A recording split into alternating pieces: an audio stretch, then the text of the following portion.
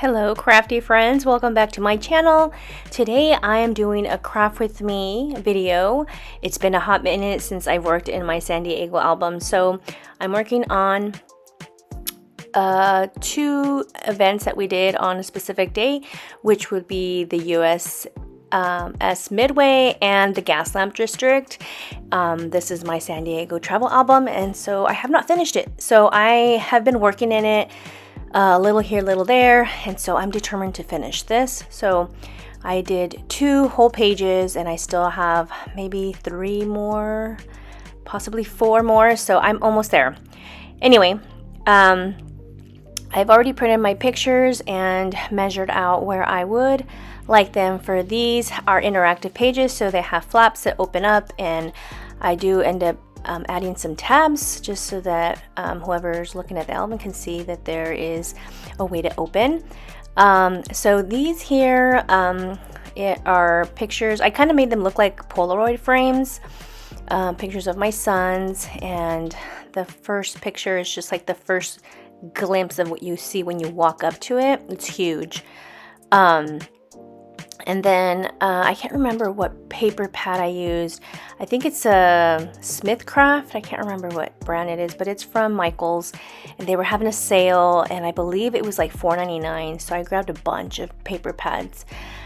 This was like a nautical one. I was like, perfect, because it's you know, the Midway Museum, and so there's a lot of nautical stuff on here.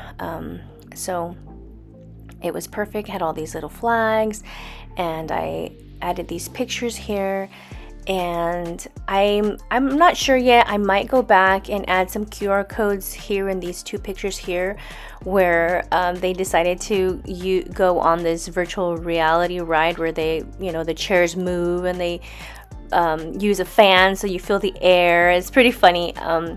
I wanted to stay back so that I can record them, and it was just so fun just to watch them. So I might go back and do that. And then here I needed to add some journaling, and I didn't prepare myself. I didn't look for journaling cards, so I do end up I remembered that I had this little paper pad from Studio Calico. It was like a little file tab, and they're blank, and so I could just use my real date stamp to stamp the date and add my journaling that way. For each of these pages, there's a big picture that I use to frame the back page with, and so this is the perfect picture to add that to. And here's a little ledger that I was talking about. I did end up using this little tab label here that says Flight, and it's the VR Screaming Eagles. That was the name of the ride that they went on. And here I'm just documenting. I couldn't remember the date since it's been such a while back, so I just add my date here to this little tab here, and then I just proceed to journal to add on that left side, that main where the boys are at. I add that little post-it there. I adhere it to that. So yeah, I just trim it, and then because it was still kind of long and it was going to take up most of the page, so I just trimmed it and adhered it. And I think I call that good, unless I go back and on the right side underneath that little label there, I'll probably add a QR code of their experiences with that. And then these bottom flaps here where I have these Polaroids, I needed to add some kind of embellishment, and I didn't pull out a whole lot of embellishing stuff like stickers and stuff, but I did have some. These are sheet tags from Veronica Creates, and I thought I was going to be able to use them. The colors were a little off for me, so I wanted to keep with the same nautical colors like the blue, white, and red. And I didn't have anything, so what I ended up doing is I ended up going to that paper pad where I got these papers from, and you know, they usually have some die cuts and cutouts and stuff, so I just fussy cut this anchor in gold. I thought it'd be perfect, and I'm here fussy cutting this out. And then the top had a rope, so what I ended up doing is I ended up trimming the top to add as like a little page flag, like a little flag or a little label, to add a little bit more kind of like a background to this anchor. And then I thought, well, I'll just, you know, punch a hole here, and then I thought, oh, I can use some twine. So I end up going and getting some twine and feeding the twine through the hole there, just to give it like a little bit more texture. And so it worked out. Sometimes, a lot of the times, I just wing the embellishing part because I'm not sure. I don't have a lot, and a lot of stuff that I have is like stashed away and packed. I lost my craft room, and so I don't have all my stuff out. I don't know where things are at, so it's just, if I see it, I use it, and if I don't see it, I don't know I have it. So that's just how it is for now. I do end up using my Tim Holtz mini attacher to attach the twine there so it doesn't come undone. And then I do end up using these pop-up dimensional tape to add on the anchor, just to give it, I don't know, just to give it some depth of 3D effect on the paper, so it's not so flat. And then with this kind of album, because it is going to be like fat, because it has a bunch of flaps, I don't mind the bulk to it because it will just add to the height of the album. I do end up trimming the twine as well because it was a little long. And then I end up just using this little banner here that says Coast, and it also has an anchor on it, but it was going to blend in with the blue, so I end up using this red paper from the same paper pad, and I'm just trimming this off just so that it pops up a little better on that blue page. And I just adhere it, and then I believe I add some enamel dots just to give it some color. I can't remember, I think these are from Paper Studio from Hobby Lobby. So I had a couple of red here, and then at the top one I think I did end up using a navy blue. I can't remember what collection it was from. I don't know if it's Citrus Twist or is it, I can't see what, or Pink Paisley, these navy blue ones. So I just added those enamel dots. And then I didn't end up adding any embellishment on the big picture. I just felt like it was too beautiful. I didn't want to add anything to it, so I just left it as is.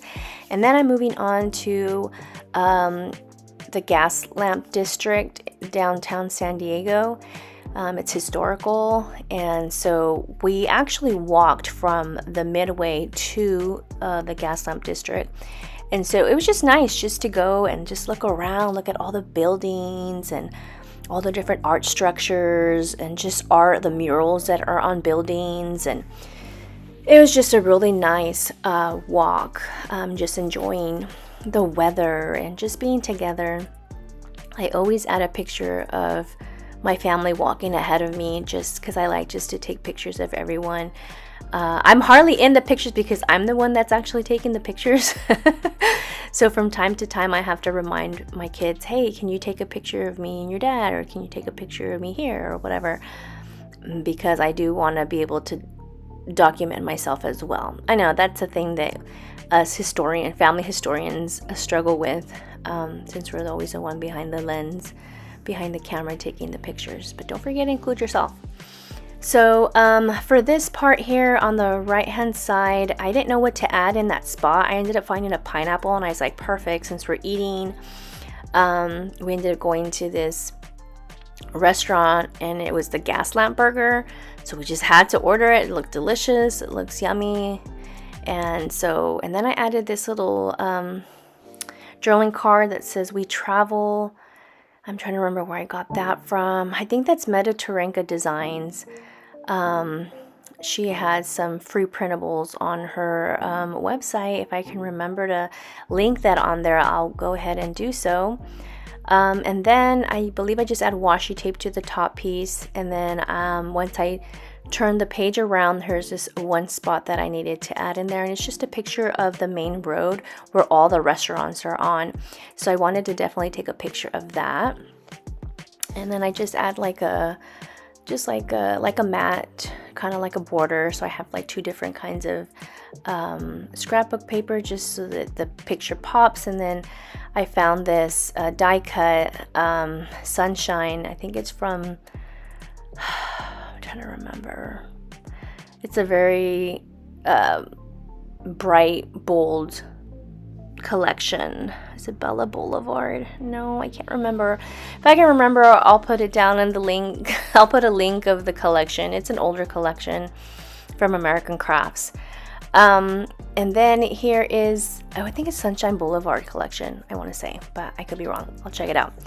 And then for the back picture, I ended up having to use like a background on this one because the picture that I wanted to put on here was a vertical picture, and even though I printed out 8x10, it was still long, so I needed a border in the back. So I went ahead and added this kind of like pretty yellow with pink, since for these pages I added pink, so it worked great. And I added this little die cut that says beautiful, and then I just add that to the corner there, and then I figure that simple is fine and it looks great just like that, so I left it alone. So I went ahead and finished two major pages, and then I needed a tab, and I remembered that I had punched an extra one and added that one here, so people will know to lift that tab there. And then I just used my Tim Holtz mini attacher to make sure to staple that in place. And this is it, guys. I have finished two whole pages. I need to remember to continue to work on this. I hope you guys enjoyed this video. If you guys have any questions or comments, please leave them down below.